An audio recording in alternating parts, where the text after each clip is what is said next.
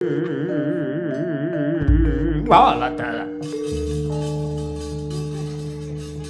Patih wonten dawuh sukses nggih. Apa to sebabe jenengan muni sukses iki kaya yen bar wayangan enek tukang nyuting muni sukses. Mang titeni Pak Mange angger bar wayangan mesti enten piyai sepuh ngagem blangkon terus muni sukses.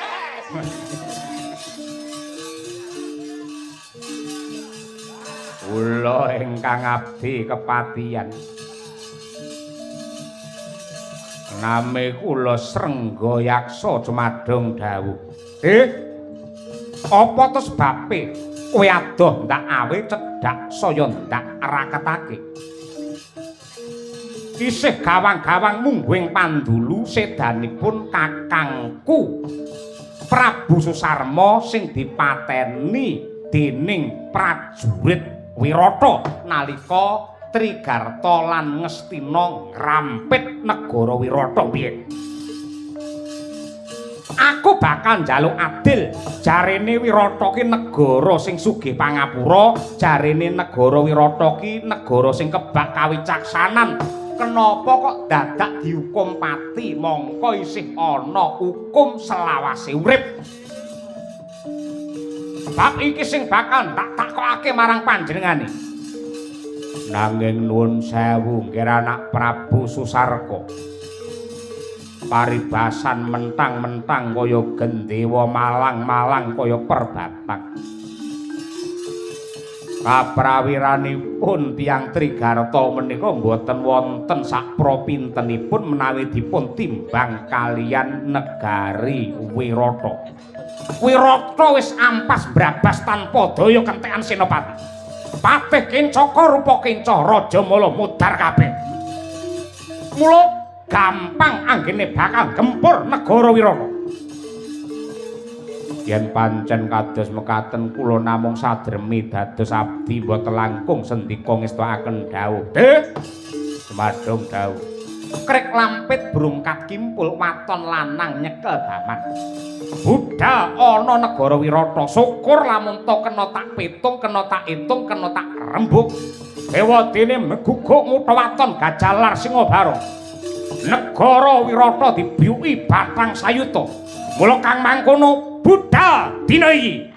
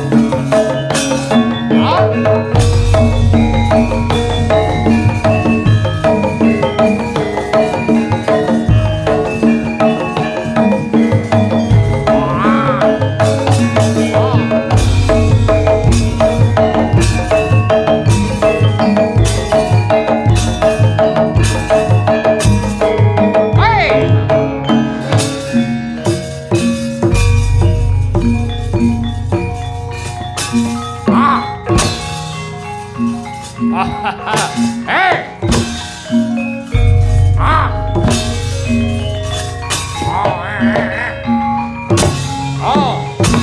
Woi. Oh. Ah. Woi. Ah. Ah. Hey. Oh. Oh, oh, ah. Hey. Oh. Ah. Ah. Oh. Oh. Ah.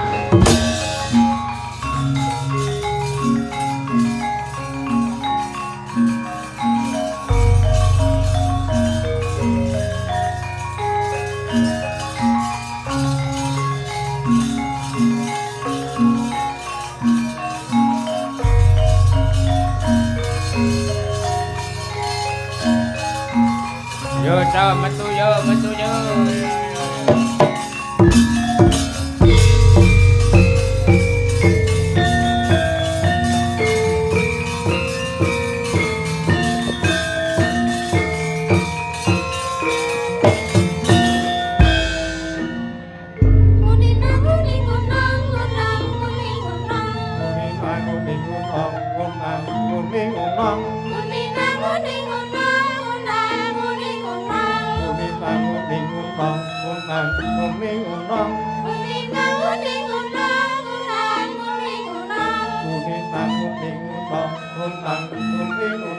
Setane wis metu awas hati-hati. Padha ngerti kekowo-kodane setan. Setane wis metu awas hati-hati. Padha ngerti kekowo-kodane Rawadya bala bajingah. Engklek-engklek uluwa tandak gendruwo banaspati glundung pringis. Iki wis tengah wengi, wektune para jim setan priprayangan jedul saka papan pandhelikan. Kabeh para gendruwo lanang. Ora keri para peri-peri wedok. Saanane peri guyu bareng ya.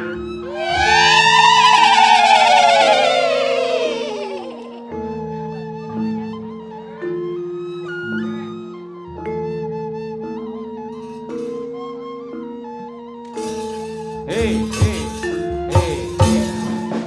Setane wis metu awas hati-hati. padha ngerti kekowo-kodane setan. Setane wis metu awas hati-hati. Padha ngerti kekowo-kodane setan. Tan. Ya. Dik Sulomo. Apa Mas Penyo? Kabare bar lara asam urat. Pangestumu aku wis sehat. Bondo sing larang dhewe iki ora ana sing ngungkuli awak sehat. Muga-muga kabeh sing kepareng mirsani wayangan bengi iki rawuh ning lokasi awake diparingi sehat. Bandane saya akeh diparingi tentrem lahir batin keselamatan donya tekan akhir. Ada pertanyaan, apakah itu? Kalau kamu memang setan cerdas, binatang apa yang diinjak tetap diam? Binatang mati? Bukan. Binatang lagi sakit? Bukan. Binatang yang sedang semaput? Bukan. Jawabannya apa? Binatang yang diinjak cukup diam adalah zebra. Kok bisa zebra? Zebra cross. Aku tanya genti. Apa? Binatang apa yang paling beruntung? Kera. Bukan. Macan. Bukan. Kancil. Bukan. Beruang. Bukan. Lah opo? Binatang yang paling beruntung adalah laba-laba. Mergo bathi terus. Sik aku takon neh. Binatang apa yang paling sehat? Gajah? Bukan. Kupu-kupu? Bukan. Kera? Bukan. Lah apa? Yang paling sehat adalah belalang dan kupu-kupu. Kok iso ngono? Nyanyine wong sing udang kae piye? Pok ami-ami belalang kupu-kupu. Siang makan nasi, kalau malam minum susu nih Winong. Coba tambahi. Kamu itu ada-ada aja. Ikan apa kalau disentuh diam? Ikan mati. Bukan. Ikan hiu. Bukan. Ikan digoreng. Bukan. Ikan apa kalau disentuh mati? Paus. Angger di paus mati. Oh, cerdas kamu. Cerdas. Ikan apa atau hewan apa yang bisa dimakan dan diajak tidur? Pinong. Tuh. Rungokno sik to. Hewan apa yang bisa dimakan dan diajak tidur? Enggak ada. Ada. Apa itu? Kambing guling. Kambingnya bisa dimakan, gulingnya untuk tidur. Hahaha, lucu banget kamu. Hewan apa yang paling ikhlas? Enggak ada yang ikhlas, itu manusia. Enggak ada hewan yang paling ikhlas. Apakah hewan yang paling ikhlas? Yang paling ikhlas adalah sapi perah. Buktinya kae ben bengi diperesi ya tenang ae. Jajal sinden ki persana ngamuk kuwi. Ijek neh. Kamu tahu burung? Ya manuk. Manuk apa sing nggone ning geger? Ora enek manuk ning geger, biasane mencok ning wit-witan. Mabur ning akasa eneng. Manuk sing manggone ning geger ya kuwi manuke jaran kepang. Kok iso? Iki jaran kepang ta? Pamane ki Winong jaran kepang. Lah aku sing numpaki. Manuke ning geger. Rusuh. Saru. Bodo-bodo kok rusuh. Setan iki pancen kudu rusuh ngono.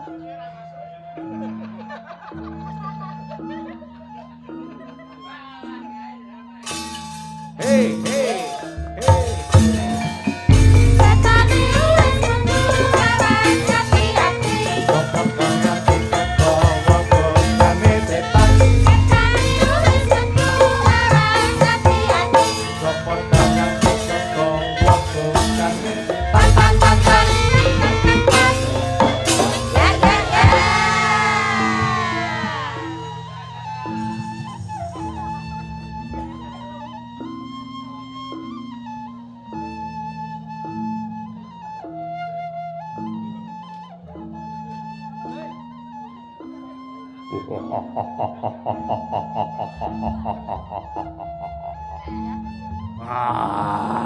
Anjing. Anjing.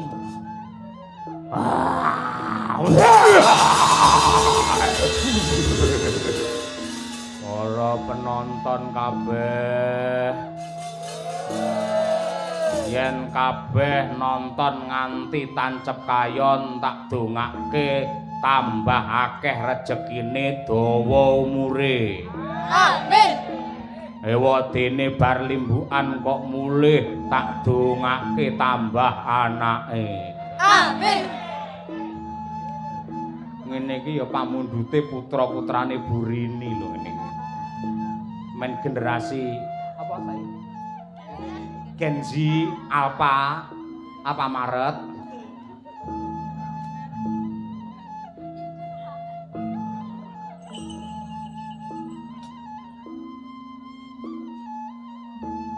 Ayo melu pae.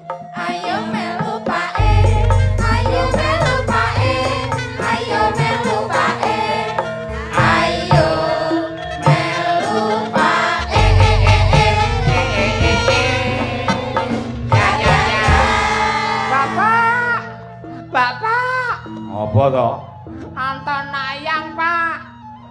Nang endi enek wayang? Ning daleme Burini, Kepoh, Sambi, Boyolali. Ya nonton wayang ya kena. Ning saiki turu dhisik. Kowe yen pas perang tak gugah. Aku perang ra seneng, Pak. Seneng aku egolane sinden pas limbukan. Cak cilik ora pareng kaya ngono kuwi. Kuwi 18 plus kaya ngono kuwi. Gak boleh. Bobok sik. Hah? Bobok sik. Bobok? Ya.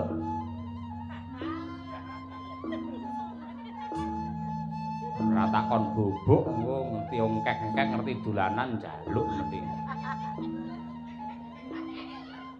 Bapak! Apa? Anuku diselamat liye. Mulane iki bubuka. Hah? Bubuka men ora diganggu karo wong bobok. Bobok? Ya.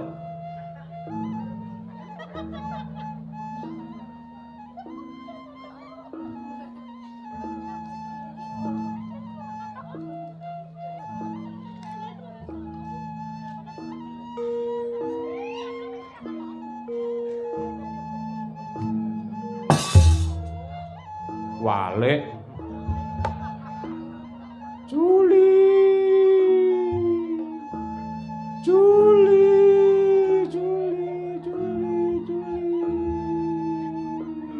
Farida.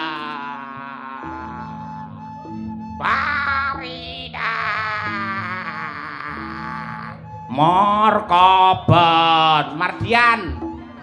Markaban ora. Setan kok kleru.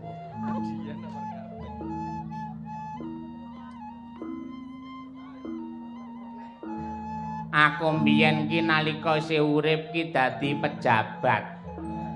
Ning seneng aku mangani dhuwit rakyat, mangani dhuwit pajak, mula tak pangan ora dadi daging, awakku dadi belung tok jerangkong kaya ngene iki. Ya ora apa-apa, dijugetin aja.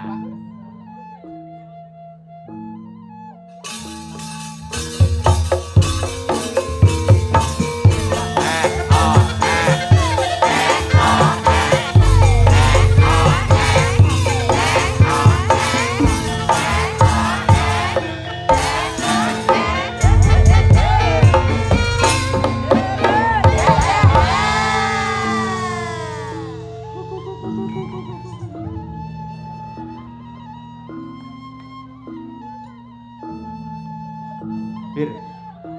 Uyu.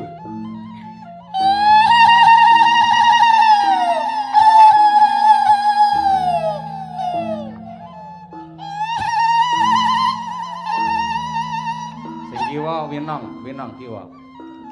Uyu. Kowe iki jane sinden apa jaran? Bir.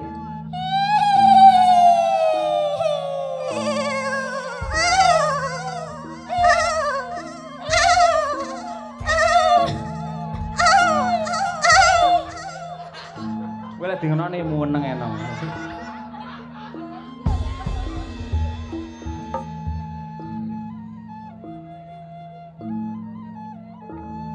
Iki lho sing disenengi karo keluargane Bu Sri Andreas ya iki. Jane ndingi wis tak dol ning tak tebus meneh iki. Ayo utut dulu, ayo utut dulu, ayo utut dulu, ayo utut dulu, ayo utut dulu, ayo utut dulu.